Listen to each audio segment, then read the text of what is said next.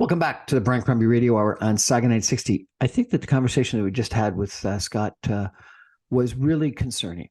And I think it's something that all of us as individuals need to think about. But I think, in addition, government needs to think about very seriously. Because I think that government got us into this problem. Yes, people that get debt and get credit card debt and don't pay other creditors and lead into this situation have a very strong and an important part in creating the situation. But I think it is the responsibility of the environment, the business environment, the personal environment, the economic environment that's created by government that has, to a certain extent, to a large extent, compounded this situation fairly dramatically, as we outlined with Scott. And let me explain this if I could.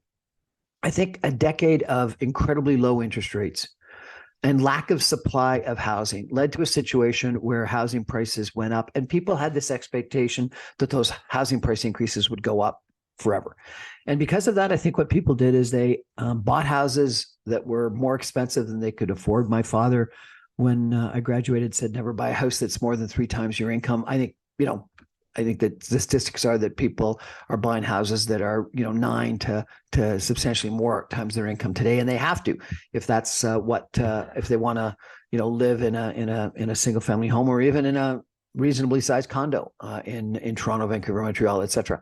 And so therefore, and people weren't worried about it if housing prices always increased, and so therefore, yeah, you were leveraging up, but number one, interest rates were so low you could afford it, and number two, you had this expectation that you would be able to sell it, and this hope that frankly you would enjoy this massive capital appreciation. So this environment was created by two things. Number one, by local governments that were dramatically restricting supply, that led to this supply demand imbalance that led to the price increases, and number two, central banks that had this economic monetary policy of interest rates that were next to nothing, which led to, I believe, a housing bubble. But more importantly than that housing bubble is this massive increases in debt, such that our personal disposable income, our debt to personal disposable income is twice what the level of debt is in the United States. And when you think about it, in the United States, they have mortgage interest deductibility,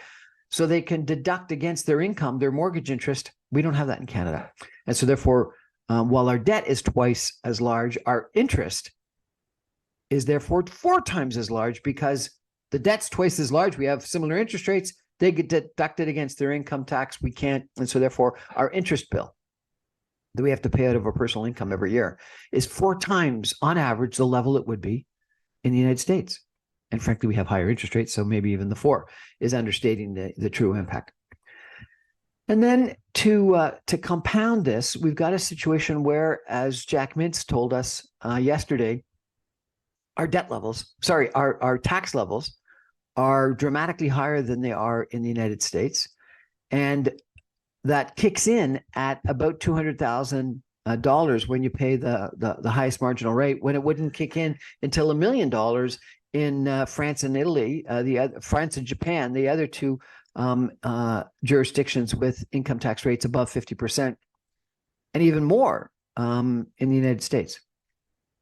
So we're taxed at higher levels and at higher tax rates and at lower annual incomes than any of the other countries in the G7. And then he goes on to say that we're not really part of the G7. We're maybe G9 on US dollar terms, or G16 on purchase power parity terms. And our productivity has increased at almost a 0% rate versus the United States and other countries around the world. Government really has got it wrong. And people have lived their lives and created a situation with high tax rates, historically low mortgage interest rates, but are now increasing dramatically, and inflation increasing dramatically, where, according to our conversation today, bankruptcies and consumer proposals are at an all-time high. And I see it every day. I get numerous emails every day about assignment sales on pre-construction condos. There's a lot of people that bought several condominiums on all these for all these same reasons that we talked about before. Escalating housing prices and low interest rates. That yes, they made a bad investment decision potentially.